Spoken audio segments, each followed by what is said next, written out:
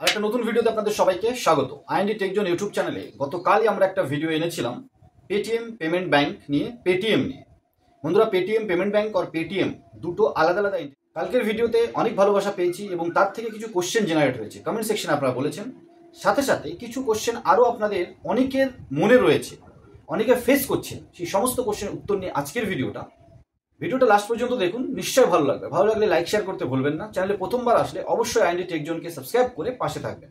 আর এই ধরনের ভিডিও আমাদের চ্যানেলে সব থেকে প্রথমে যেন নোটিফিকেশন আপনার কাছে যায়, এটা যদি আপনি চান তাহলে অবশ্যই যে ওয়েল আইকনটা আছে সেটা প্রেস করে দেবেন। স্ক্রিনশটে আপনারা দেখতে পাচ্ছেন 2200 সামথিং টাকা পেমেন্ট করা হয়েছিল। কেউ একজন পেমেন্ট করেছিলেন, সেটা রিফান্ড হয়েছে। রিফান্ড হয়ে অন হোল্ডে রয়ে গেছে। এর কি হবে? তার মানে 15ই মার্চ আরবিআই দেওয়া টাইম অনুসারে আজকের পরে 15ই মার্চের পরে পেটিএম পেমেন্ট ব্যাংকের ব্যাংকিং অ্যাক্টিভিটি, ডিপোজিট বা ইনকামিং যে ট্রানজাকশনগুলো সেগুলো কিন্তু টোটালি বন্ধ হয়ে যাচ্ছে।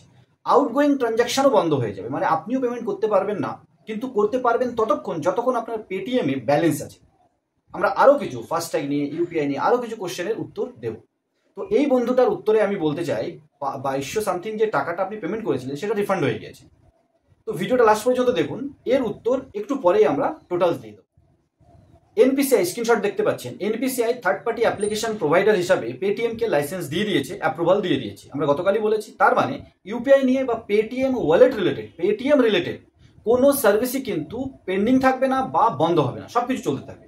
পেটিএম ব্যাংক রিলেটেড মানে পেটিএম পেমেন্ট ব্যাংক, যেটা ব্যাংক থেকে পেটিএমকে সাপোর্ট করছিল পিএসপি ব্যাংক হিসাবে, পেমেন্ট সিস্টেম প্রোভাইডার, সেখানে 4টে ব্যাংকের সাথে পেটিএম টাই আপ করে নিয়েছে। Axis Bank, State Bank of India, HDFC আর ইয়েস ব্যাংক।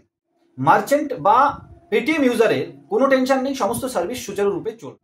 যে পেমেন্ট হোল্ড হয়ে আছে, রিফান্ড এসছে, সমস্ত কিছু রিফান্ড বা ক্যাশব্যাক কিন্তু এখনও পেটিএমে আসবে, আরবিআই বলেই দিয়েছে।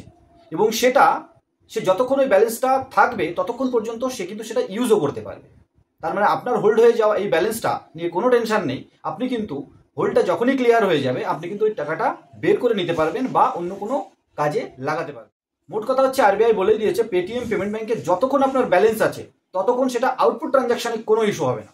দ্বিতীয় স্ক্রিনশটটা দেখতে পাচ্ছেন, অ্যাকাউন্ট ব্লক করে দিয়েছে, তাতে ব্যালেন্স রয়েছে, তখন কি হবে? বন্ধুরা, account block KYC related issue নিয়েই তো পেটিএম ফেসে গেল, মানে পেটিএম পেমেন্ট ব্যাংক। তার মধ্যে হয়তো আপনার মতো আরও অ্যাকাউন্ট আছে যাদের কেওয়াইসি ইস্যুতেই তো পেটিএম পেমেন্ট ব্যাংক লাইসেন্স বাতিল করে দিল আরবিআই।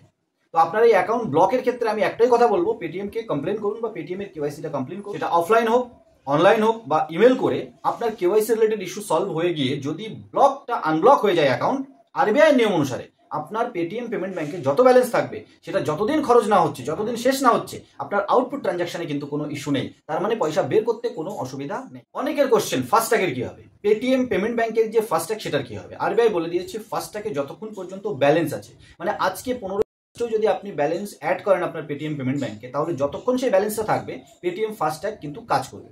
কিন্তু তারপরে ফাস্ট্যাগটা ডাইরেক্ট ব্যাংকের সাথে রিলেটেড, সেই জন্য পেটিএম পেমেন্ট ব্যাংক যেহেতু কাজ করা থেকে বাইরে করে দেয়, ফাস্ট্যাগ ইস্যুর যে ব্যাংক তার লিস্ট থেকেও বের হয়ে গেছে, বের করে দেওয়া হয়েছে পেটিএম পেমেন্ট ব্যাংকে। তাই এই ব্যালেন্স শেষ হয়ে যাওয়ার পরে তারপরে কিন্তু আর ফাস্ট্যাগ কাজ করবে। যদি ব্যালেন্স না থেকে থাকে তাহলে আপনি অন্য ব্যাংকে কিন্তু সুইচ করতে পারেন। ফোনপে যেমন আইসিআইসিআই ব্যাংকের ফাস্ট্যাগ বিক্রি করে, পেটিএম ইন ফিউচার শুরু করতে। আমি এখানে একটা কথাই অ্যাড অন করার চেষ্টা করব। বন্ধুরা, ইউপিআই সার্ভিসগুলো যেমন 4টে ব্যাংকের মধ্যে শিফট করে দিয়েছে, মাইগ্রেট করার কথা বলেছে, ইউপিআই আইডিগুলো সে @পেটিএম হাটিয়ে দেওয়া হবে আর অন্য কোনো ব্যাংকের ইউপিআই চলে আসবে। তো এই ফাস্ট্যাগের ক্ষেত্রেও যদি করা যেত বা পেটিএম আরবিআই এনপিসিআই মিলে করতো তাহলে বোধহয় আরও ভালো হতো। স্টিকারগুলো বা ফাস্ট্যাগুলো কাজে লেগে যেত, পেটিএম পেমেন্ট ব্যাংক পেছন থেকে সরে যেত আর অন্য কোনো ব্যাংকে পেটিএম লাগিয়ে দিত। বন্ধুদের, পরের কোশ্চেন, অটো পে কি হবে? অটো পে, ওটিটি বা অটো পে যে বিভিন্ন সাবস্ক্রিপশন সেগুলোর কি হবে? বন্ধুরা, যতক্ষণ আর আমি জানি যতদূর, এই অটো পে যে ছিল যেগুলো, সেগুলো হচ্ছে ইউপিআই লিঙ্কড ছিল, ইউপিআই রিলেটেড। দেখুন, একটা হয় ব্যাংক থেকে অটো পেমেন্ট, যেটা অনেকটা ক্ষেত্রে ইএমআই হয়, লোনের ইএমআই, সেক্ষেত্রে আমরা আসবো পরে। তো ব্যাংক থেকে যদি অটো পে না থেকে থাকে, পেটিএম পেমেন্টস ব্যাংক থেকে ইউপিআই থেকে থাকে, তাহলে ইউপিআইটা লিঙ্কড ছিল পেটিএম পেমেন্টস ব্যাংকের সাথে।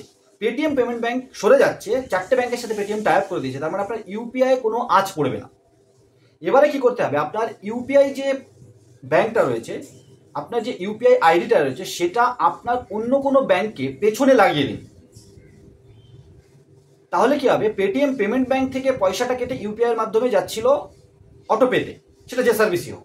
এখন অন্য কোনো ব্যাংক আপনি যেটা লাগিয়ে দেবেন, যেহেতু পেটিএম এর ইউপিআই চলছে, আপনার ইউপিআই আইডিতে কোনো ইস্যু হচ্ছে না, তো ইউপিআই আইডি থেকে তো পেমেন্টটা নেবে, পেছনে কোন ব্যাংক লেগে আছে ওটা কিন্তু ওটিটিওয়ালা জানে না। ওটিটিওয়ালা ইউপিআই থেকে পয়সা নেবে, এবার ইউপিআই থেকে পেটিএমটাকে সরিয়ে দিয়ে অন্য কোনো ব্যাংকে আপনি অ্যাড করে দিন, তাহলে এই পেটিএম এর এই অটোপেগুলো কিন্তু সমানভাবে চলতে থাকবে। বন্ধুরা, অটোপে ইএমআই, ইএমআই এর ক্ষেত্রে কি হবে, ইএমআই গুলো কিন্তু ব্যাংকের সাথে লিঙ্কড হয়। আপনি যদি যেখান থেকে লোন নিয়েছেন বা যে কোনো কিছু ইএমআই করেছেন, ইনস্টলমেন্টে কোনো প্রোডাক্ট নিয়েছেন, সেটা যদি আপনি ইউপিআই অ্যাড করে থাকেন তাহলে এখনো সম্ভব। কিন্তু আমি যতদূর জানি ইএমআই পেমেন্টগুলো ব্যাংক থেকে ডাইরেক্ট হয়, তাই সেই যেখান থেকে আপনি ইএমআই করিয়েছেন, প্রোডাক্ট হোক বা লোন হোক, তাদের কাছে গিয়ে পেটিএম পেমেন্ট ব্যাংকটাকে সরিয়ে আপনার অন্য কোনো এক্সিস্টিং ব্যাংক যেখানে ব্যালেন্স আছে, আপনি যেখান থেকে পেমেন্ট করতে চান, আপডেট করিয়ে নেন।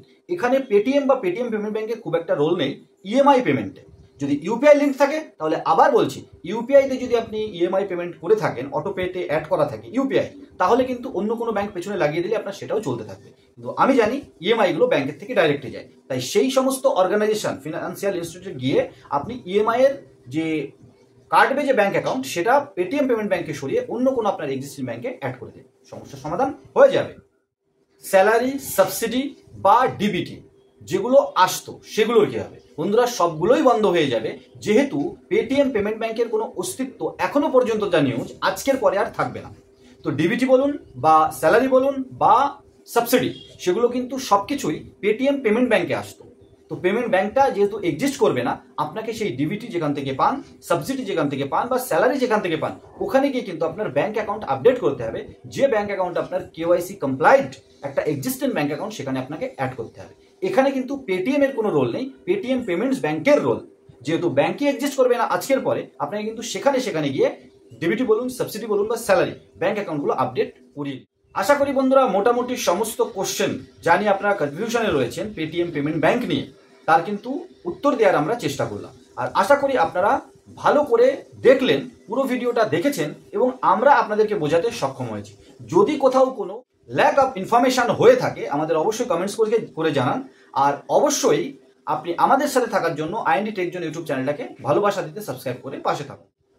এই ধরনের নতুন নতুন ভিডিও সবার প্রথমে আপনাদের কাছে যেন যায়, অবশ্যই নোটিফিকেশন আইকনটাকে প্রেস করে অন করে দেবেন।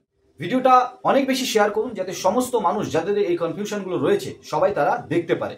এবং সবাইকে রিকোয়েস্ট, আবার লাইক শেয়ার করতে ভুলবেন না। নতুন একটা ভিডিও নিয়ে খুব তাড়াতাড়ি, তাদের সবাই ভালো থাকুন, সুস্থ থাকুন আর আমাদের সাথে জুড়ে থাকুন।